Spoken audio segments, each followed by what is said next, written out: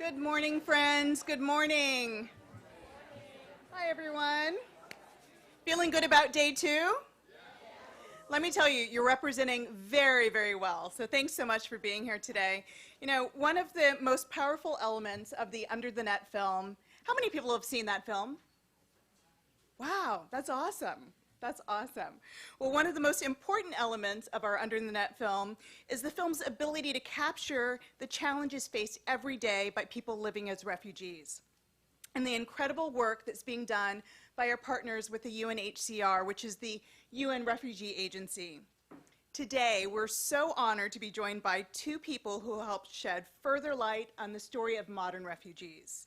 Chris Boian is the Senior Public Information Officer with UNHCR, where he works with journalists, researchers, government, UN sister agencies, NGOs, and students to bring timely, accurate information to the public discussion about refugees. He also works to raise awareness of the plight of refugees and of UNHCR's work to assist them. Malek, my favorite supermodel, is a former refugee from Sudan who has built a successful career not only as a model, but also as an actress, DJ, philanthropist, and activist.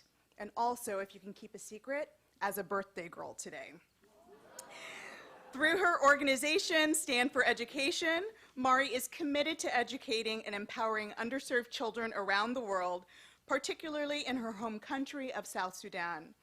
Please join me in welcoming Chris and Mari.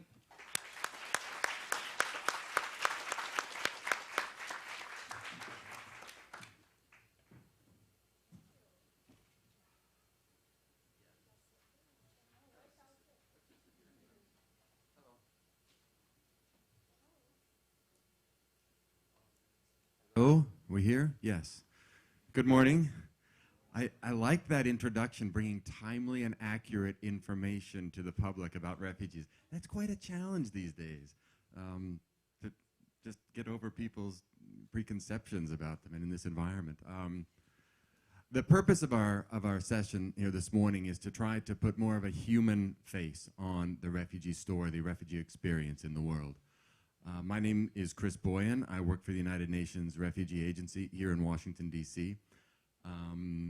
You probably know something about the UN Refugee Agency, but I'll tell you a little bit more about it right now. We're about 10,000 staff now around the world. About 80% of our staff work in the field in situations where there are refugees, people fleeing their homes, their homelands to escape war, violence, and persecution.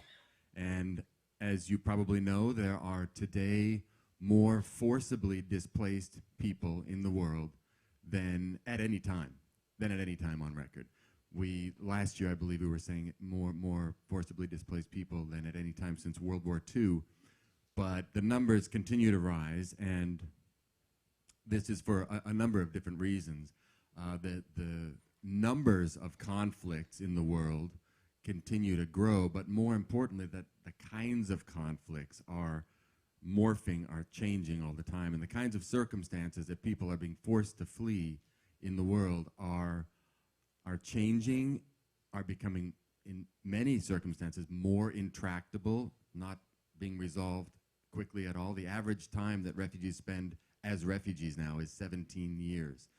That's something a lot of people don't know. So the numbers of people being displaced from their homes continues to rise, and the gap, I would say, between the solutions that we're able to bring or try to bring to assist and protect people who need it, and the numbers of people who need that assistance continues to grow. So my organization is, it's the UN agency that is mandated by the UN General Assembly with leading and coordinating the international response to refugee situations, to forced displacement around the world. That's something we've been doing since the immediate aftermath of World War II when we were created. And, you know, I don't think a lot of people realize that when the UN Refugee Agency was created, it was only ever meant to be a temporary organization. It was really just to resolve the refugee situation, mainly in Europe in the wake of World War II, and to make sure that all the millions of people who had been displaced by World War II were able to return to their homes in safety and dignity. But one thing led to another. The problems continued to grow, and so here we still are, facing bigger challenges than at any time in our history, frankly. Our annual Global Trends Report will be out in June. I believe it's out in June 19th, which is the day before Refugee Day, June 20th. And that is the sort of annual definitive document on the refugee situation in the world. Numbers of people, types of conflicts, actions that are being taken to assist and protect people, and actions that are not being taken but that need to be taken. So that's where we are today. And I'm very honored and happy to be joined here today by Malek, a former refugee from South Sudan who lives today in New York City and has developed an incredible career now as a model, as an actress, as a DJ, among other things, I understand, and also as a very impactful and insightful philanthropist, focusing on refugees, on refugee education, and on her home country of South Sudan. So, Mari, it's really a pleasure to have you with us today. And it's my pleasure to be here. Thank you for having me. Thank you. Thank you so much for coming. And I'd like to start, if that's all right, by focusing, as I said, we would like to put a human face on the refugee story. Many people read the newspapers, watch on television, see refugees, but it's really kind of an abstraction, and it's easy to lose sight of the fact that every single refugee is an individual with dreams, ambitions, aspirations, and desire to lead a life in dignity. So if we can start, I'd just like to focus on your personal story and tell us a little bit about how it is that you became a refugee, how it was that you fled, where you went, that whole process from the start. Yeah. Okay, so I was born in a village called Wau in South Sudan, but at the time it was known as Southern Sudan because it was one country. And I was born during the Second Civil War, and this is in the mid-'80s. My life was normal to me because I was a child. I had my mother, my father, my sisters, my brothers. We lived a really simple, beautiful life. We had mango trees in our home. We had lemon trees. We swam in the Nile. It was really nice as a child, you know. And also I grew up from a well-off background. My father and my mother are both educated. So our life was good. But when things got worse in the Second Civil War and the war that was happening, just to give you a little bit of the history of that, Sudan was just known as Sudan, one country, and there was a war going on between the northern and the southern. It has to do with religious war as well as cultural and discrimination. So the northern was attacking many of the villages in southern Sudan at the time, and as we were living in Wau, some of the villages were getting hit there. And my father's first impulse was, get the kids out of here. So my mother took us to north of Sudan, and because we were well off, we had a normal life. Our country was our country. We had a home in the north, so my mother took us there. We stayed in the north for a little bit to see if things will maybe die down or not, but it didn't. As a matter of fact, I've noticed many displaced, injured, sick people were coming into our home in the north, and my mother was taking care of them. So something fishy was happening. Our parents protected us, so they didn't tell us much of what was going on, but we knew something was not right. And one day, I literally remember our home was raided by a bunch of soldiers, and my father was taken away, and some of my brothers, and it was just chaotic at the moment. And it was, I didn't believe what was happening. For me, I noticed at that moment, I think I was 6 or 7 years old.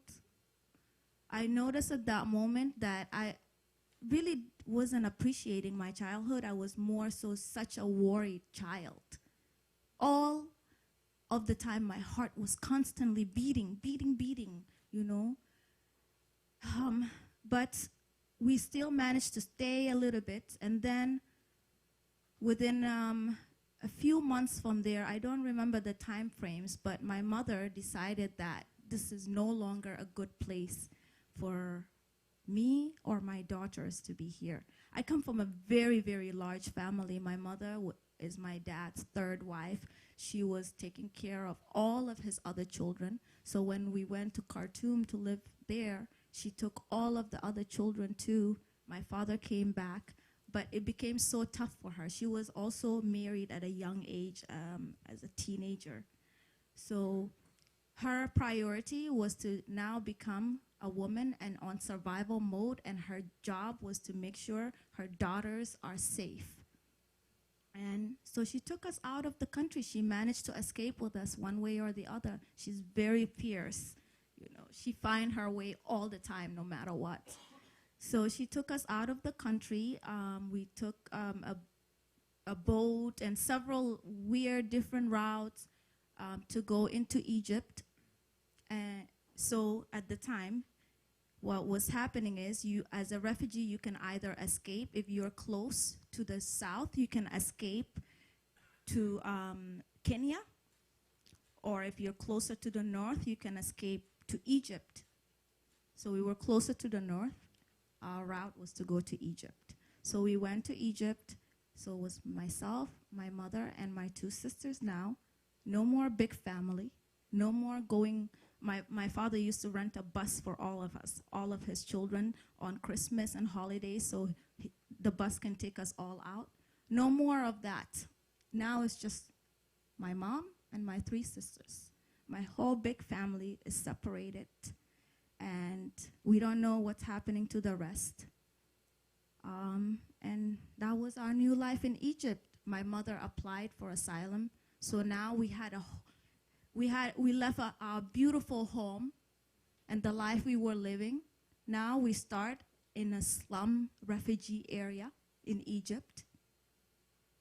And my mom had to become a maid and hustle and find a way to make sure we get our education. She put us in a school, in a Catholic school. She was working 24 hours like a horse. I had to grow up. I didn't have any more childhood.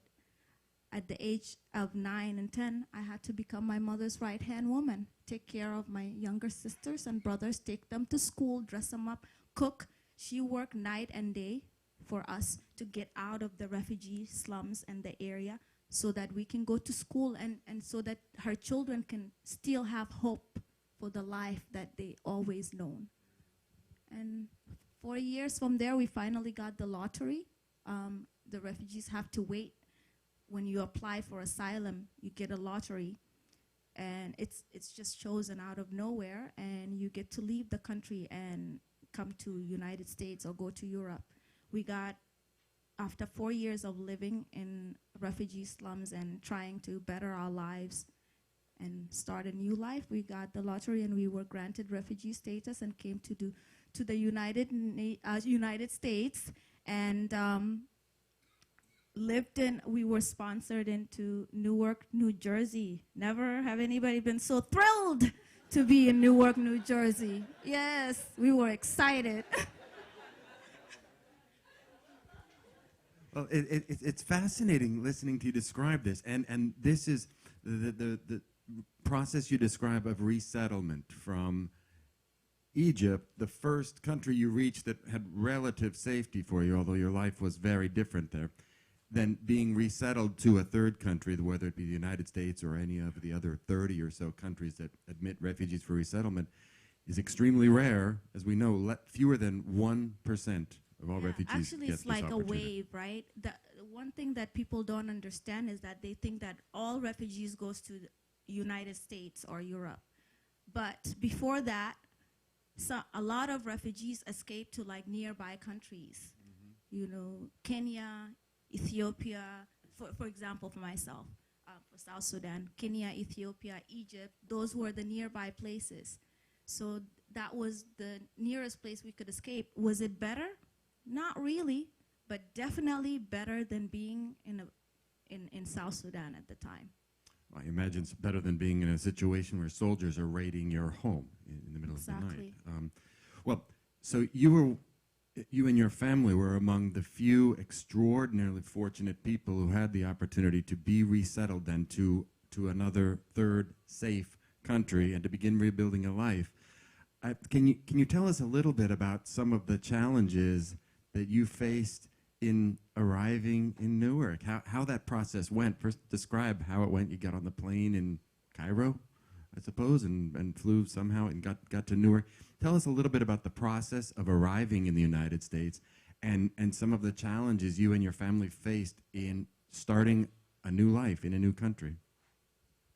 So we were in a plane. There were a bunch of other refugees who were accepted to come to the U.S.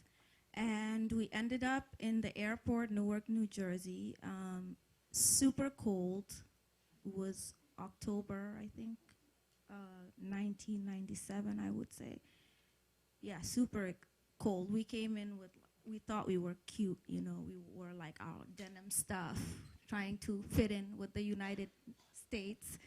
And it was extremely cold. The first time we experienced snow, my mother hated it. The kids, we were excited because this is new and snow and new place, but she wasn't. And she also understood something bigger and better, which was we were put into the projects. We lived in the projects. The place we lived in was even more scarier for us than where we were living at. Coming into a whole new country, a whole new environment, that was very scary. At least for me, I had my younger sisters. We were each other's friends. But my mother, she had nobody. So it was very painful. And speaking the language, we didn't speak any English. I had to learn everything here, 8th grade. So, and then I became my mother's right-hand woman once again because I have to fill out applications for her to get a job, fill out applications for us to go to school. I don't know any of this. I'm a kid. I don't speak the language. So that was very difficult, challenges of being thrown into a whole new country, and now you have to start living there and figuring out a way to be there. That was very, very difficult. We were very lonely. The other challenges is just being misunderstood. People thinking refugees, they are this or that, putting stigmas on us. And we are just human, you know? That was one of the questions I was going to ask you, because as I think all of us are seeing today in the United States, there are many, many misconceptions about refugees, who they are, why they're here, why refugees come to the United States, why we Americans have, for as long as this country has been a country, and even before this country was a country, have admitted and welcomed people in need. Today, there are so many misconceptions, misperceptions about refugees. What are some of the experiences you had with those misperceptions, or what was it that people thought of you and your family arriving in Newark, New Jersey? Where did you come from? Who are you? Did you have any direct personal experiences with those kinds of misconceptions about refugees? Totally. We had a lot of experiences. Number one thing I always say is when you see a refugee, meet a refugee, or hear about them, you have to understand they are just human like anyone else. Even the word itself, refugee, it's like a whole entity of beings. It's not. We're the same.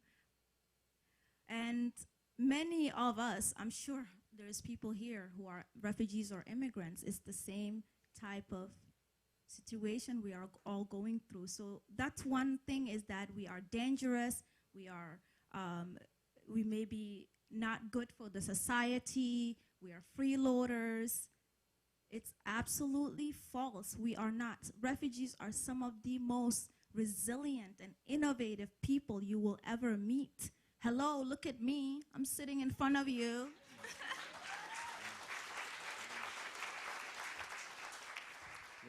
This is your story and the story you tell about your mother and her how fierce she is, and your strength and your resilience and ability to arrive and forge this life in the circumstances you described, arriving not speaking English, having to help your mother with job applications. Are you the eldest of the children who arrived? I'm the eldest of my mother's children, yes. So I have, the eldest always have to do everything, yes. So they depend on me. And now, since I came to America and I'm modeling and doing all this cool stuff, they're like, you're rich, help us, give us this. But it's hard work, you know. But one of the other thing that is a huge misconception is that we just want to come to America and leave. No, not everybody wants to come to America, honestly. I loved my life. I want to, actually, everything I'm doing right now is for me to have the life I had back then. And for me to go back home and to be able to give this life to the children that are there who will never experience a childhood. You know, I never experienced a childhood. My childhood is right now. This is awesome to me, you know. So I want to be able to give that back to our people. And so our number one priority is not coming to America and having this life. Our number one priority is just having a better life, having our human rights like everyone else. And our parents, my mother's first priority, and I guarantee you, if you haven't spoken to a refugee and you speak to a refugee or an immigrant and you ask them why they moved here, I guarantee you the number one thing they will say is that we wanted a better education and a better opportunity for life. We are forced to leave our country.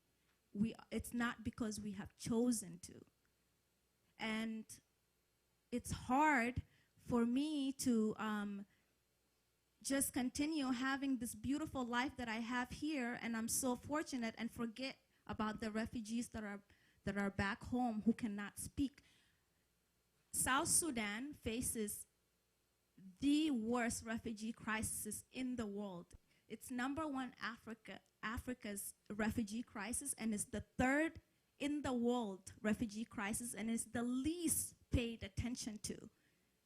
And out of all those refugees, I was the one lucky enough to come and to have what I have, you know, to have the opportunity, to have this platform to tell my story and to put a face to the story that you're hearing, and to tell you guys that this is an opportunity for me as a platform to give back to my people, to my relatives, to my mother, to make her proud, to my father.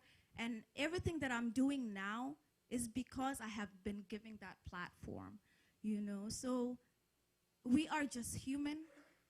We just have the same thoughts and the same visions, the same plans we want to have for our family, for our children. And we just want to also live life, make money, have fun, and just have a dignified life. Yeah. Having a life, I think that's central to the entire refugee experience. And as I said earlier, refugees are people just like you and me, just like anybody, with the same dreams, same ambitions. Circumstances transpired in their homeland that made it impossible for them to remain there and stay alive. So they have been forced to flee. But as you said, it's a question. It's not a matter of choice, and that's the big difference between refugees and any other. It's not a choice. We're so lucky to have choices here.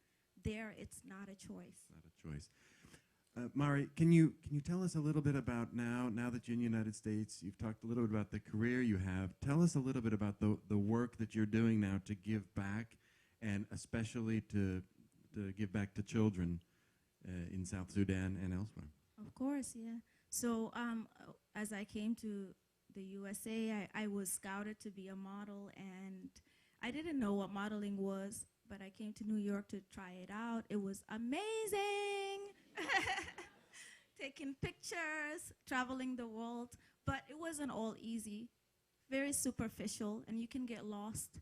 And one of the things I do remember subconsciously is that my mother told us, I'm getting you girls out of here to get a better life, better education, and when you do not forget where you come from.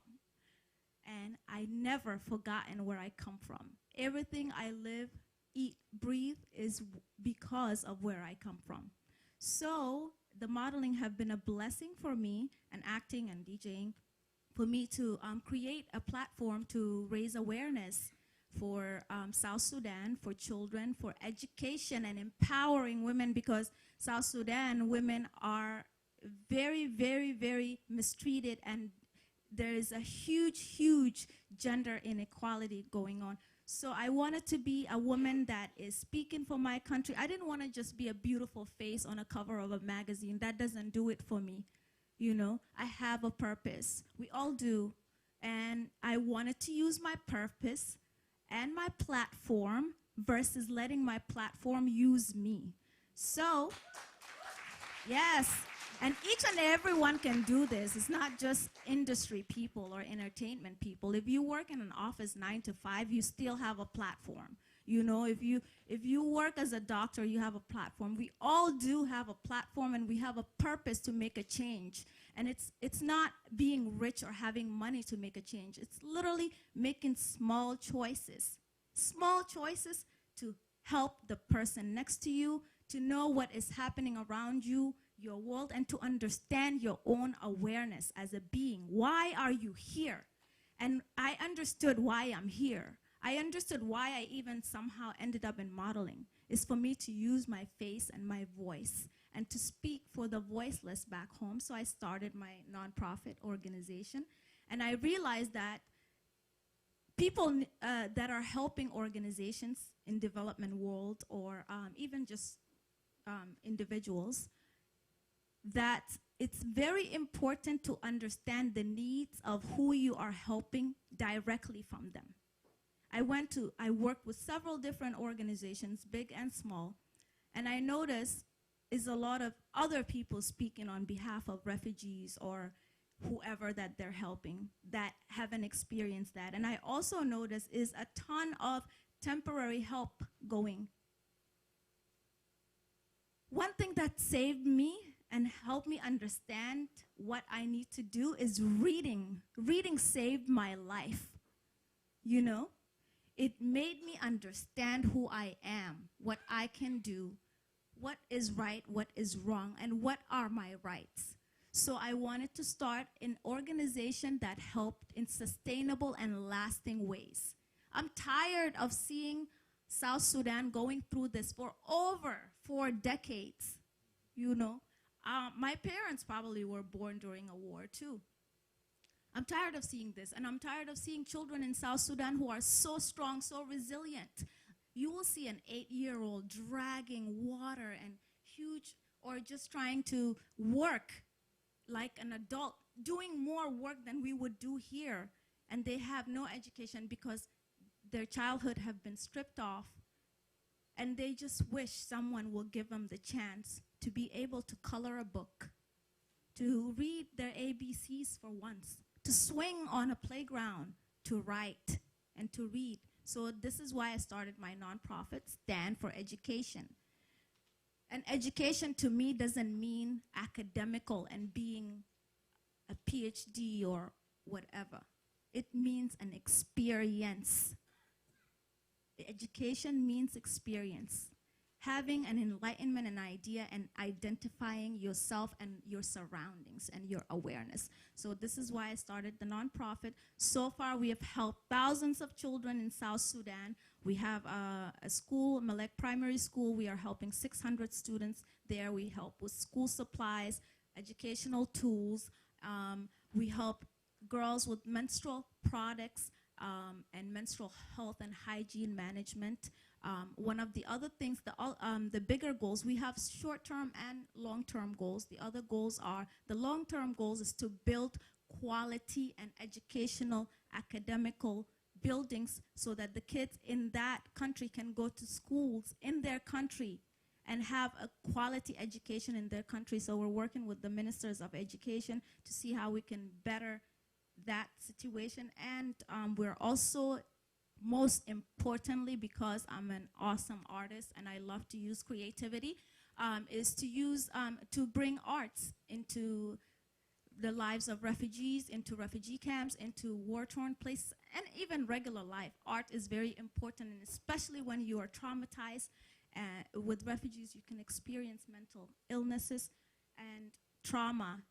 Art is very therapeutic. So the way I am able to express myself and live every day the way I do is because I can express myself in an artistic way, you know, with my music, with acting, you know, and even with modeling. And I love to paint. That is a therapeutic way of letting go of any type of pain I may have. And it's so beautiful to have that. So we are working in providing education, arts, and making sure to teach a man how to fish, baby, not giving them the fish.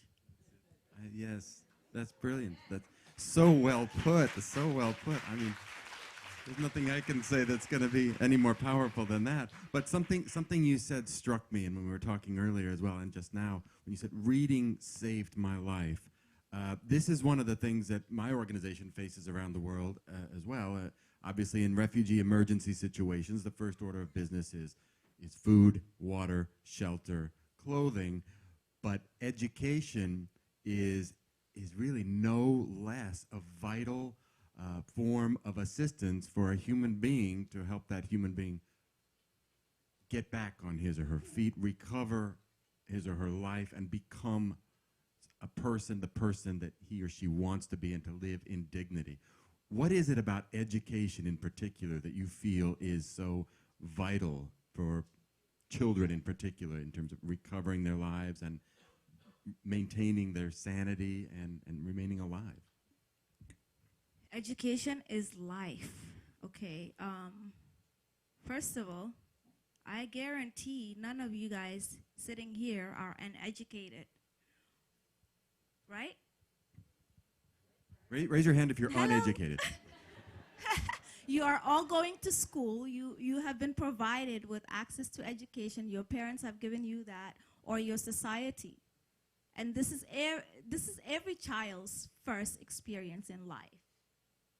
Even before you go to kindergarten, your parents are teaching you, or your environment is teaching you what's happening. So that is it for me. Education is life, period, point blank. There is no other way. And in order for any society to grow and to evolve, they must be able to read and write and have education, period. That's why. This is exactly why I do it. If I wasn't able to read or write, I wouldn't be sitting here in front of you guys today, and vice versa. Well, Mari, thank you very much for talking to us about your personal story. I think there is, as much as we can read books and newspapers and watch videos and learn about the refugee experience in a lot of different ways, I think there is really no substitute for hearing from somebody who has been there, who has lived it. The first-hand account is what really makes it real.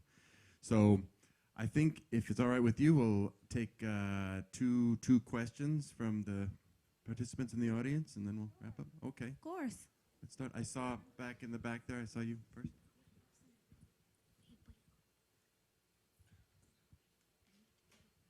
Thank you very much, and happy birthday, Mari. Thank you. You're welcome. I'm Rhonda Anderson from Casper, Wyoming. One of the things that's probably frustrated me the most is when I sometimes have my fellow friends who are uneducated about the refugee process. And so a question to both of you, how can we kind of help educate and calm the fears that refugees are not being thoroughly vetted or extremely vetted, or whatever language we're using, and really kind of set their minds at ease that that we can hopefully be more welcoming to having refugees come into our states and our communities? I'll start very briefly. only because that seems to be my daily work these days, is talking to people about that process. So yes, I think, ironically, some of the changes in the public discussion that have happened in our country and in other countries around the world, the increased skepticism, if you like, about that vetting process, as it's called, ironically has helped us in the sense that it's focused public attention on that process, giving us an opportunity simply to state facts. All we do is consistently put facts out there. Now, the UN Refugee Agency, of course, shares the goal of any government in any country that admits refugees for resettlement in making sure that that process is as safe and secure as possible. That's part of what we do as well, and we are ready to engage constructively with any government at any time to make sure that that happens. So it's actually helped us by drawing attention to that question, and it's enabled us to just simply state the facts. And I think that is helping us make the case, frankly, for the safety of that. All right. Yeah, I think so. And just ask questions. Don't just post or repost things. Do your homework. Use the internet. Google, find out what or how you can be available or share or, be involved. Also, just really simple as possible. Holler at me on Facebook. If you have a question, just ask. It's so simple. You just have to open yourself and ask questions. If you do ask, the answers will come. But if you don't, you're in the blind. Yeah. Education, again. Educate yourself. I think there's a question right down here. My name is Anna, and I'm from Woonsocket, Rhode Island. I just want to know, how did you get into all of these things of being a model, a DJ, and an actress? Awesome question. I don't know myself, but I really don't. But I truly just follow my heart, I am a passionate person, and I believe in being true to yourself. And the way I stay true to myself is I followed my heart. My father and my mother wanted me to be a doctor or a lawyer, That's not me. I found that out, especially when I came to America, which I'm grateful for, because you're able to understand. It is somewhat the land of freedom, and you're able to have choices. So I knew what I liked. I love music. Music already was a part of my life. We danced to Michael Jackson all the time when we were in South Sudan. It was what got us through a lot of the conflicts we went through. And when I came to America, I had opportunities, and I just followed my heart here and there. Of course, I didn't make money right away, but when you follow your heart and you do what you really believe in and you believe in yourself, you can make it happen. How are we? One more? I'm afraid our time is up. I'm sorry. I know there are other questions. You've been very persistent, so. All right. Final question?